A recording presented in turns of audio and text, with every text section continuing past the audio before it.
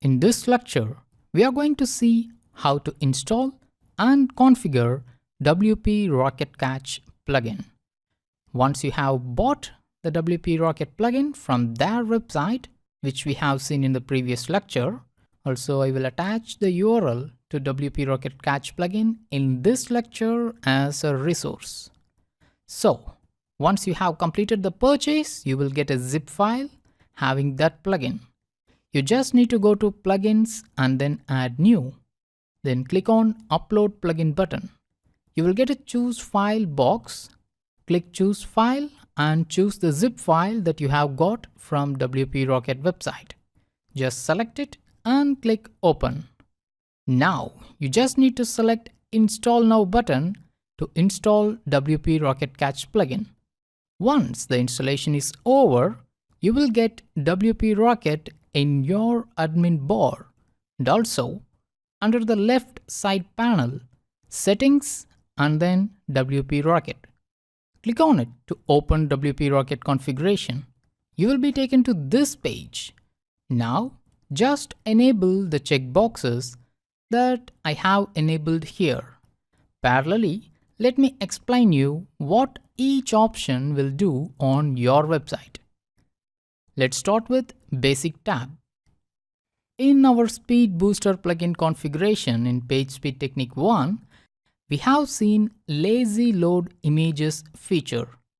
Since several websites use themes from Theme Forest or lot of plugins to display videos with several styling options, those videos and iframes will not come under Lazy Load feature of Speed Booster plugin.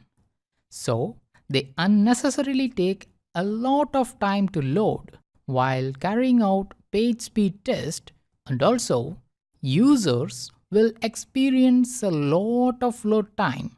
To counter that, WP Rocket offers lazy load for not only images but also iframes and videos.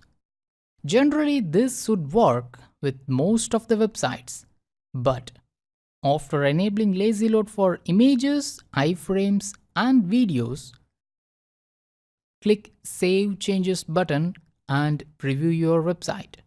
Check whether these components loads correctly. Coming down to mobile cache. Yes, we need to enable caching for mobile devices. Let's create a separate cache for mobile devices. Leave the user cache disabled. Let's move on to SSL cache.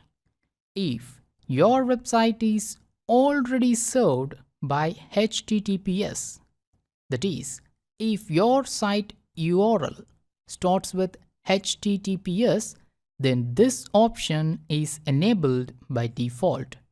Else, enable it only if your site has got a SSL certificate installed. This is a setting that should be turned on only when your entire website runs on HTTPS. Enable emoji cache. This will reduce the number of requests and can improve load time of your website. Coming to WordPress embeds. This disables both way of embedding. Others cannot embed your website on theirs, and you too cannot embed their website on yours.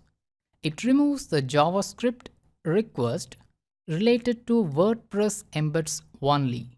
So other embeds like YouTube, Vimeo, etc. will work fine.